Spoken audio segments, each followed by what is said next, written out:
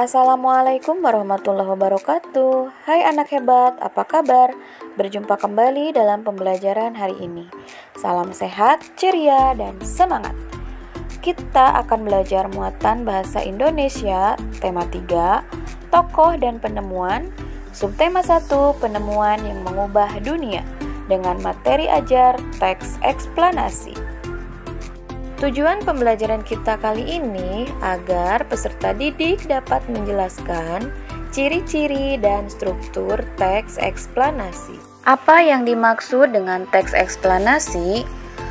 Teks eksplanasi adalah teks yang berisi tentang proses mengapa dan bagaimana suatu peristiwa alam, ilmu pengetahuan, sosial, budaya, dan juga lainnya bisa terjadi.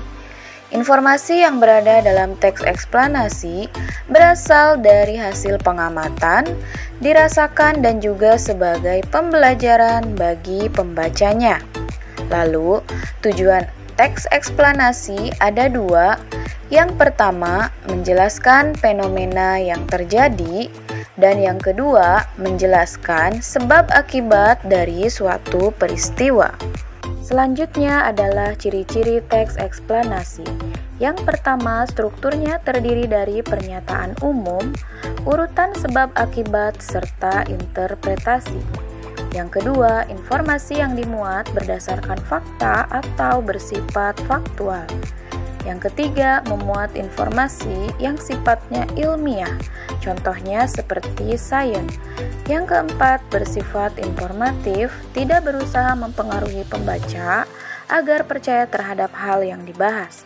Lalu yang kelima, memiliki sequence markers atau sebuah keterangan penjelas urutan atau kronologis fenomena seperti kata pertama, kedua, ketiga, keempat, dan seterusnya. Bahasan selanjutnya tentang struktur teks eksplanasi. Ada 3. Yang pertama, pernyataan umum. Pada bagian ini menjelaskan tentang gambaran umum fenomena atau peristiwa alam yang akan dibahas. Lalu yang kedua, urutan sebab akibat.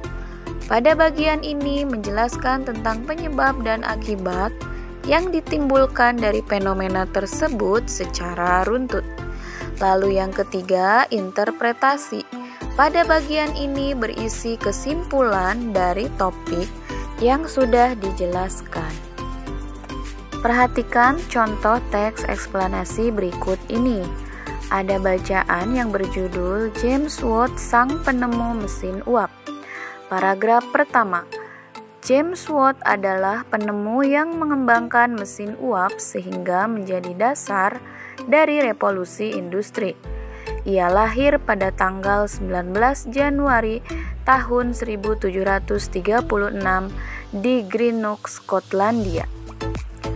Paragraf pertama ini merupakan bagian atau struktur dari teks eksplanasi, yaitu pernyataan umum, karena berisi tentang gambaran umum seorang James Watt.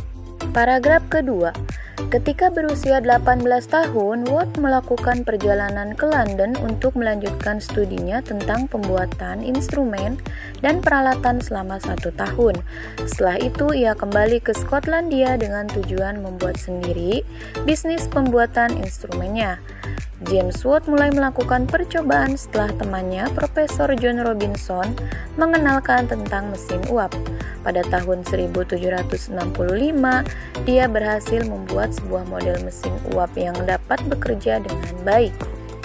Paragraf kedua ini merupakan struktur sebab akibat atau deretan penjelas. Karena penyebabnya, James pergi ke London untuk melanjutkan studinya selama 1 tahun. Kemudian, akibatnya dia tertarik setelah temannya melakukan percobaan dan akhirnya dia berhasil membuat mesin uap sendiri. Paragraf ketiga, sebagai penghargaan atas jasa-jasanya, nama Watt diabadikan dan dijadikan sebagai satuan energi dengan simbol W oleh International System of Units. Ia dikenal sebagai penemu yang memiliki dampak positif bagi manusia. Pada paragraf ketiga ini merupakan struktur teks eksplanasi berupa interpretasi karena berisi kesimpulan bagaimana Watt diberikan penghargaan dan dikenal sebagai penemu yang memiliki dampak positif bagi manusia. Nah, anak hebat, demikianlah tadi pembahasan pembelajaran kita hari ini tentang teks eksplanasi. Semoga bermanfaat. Terima kasih, sampai jumpa.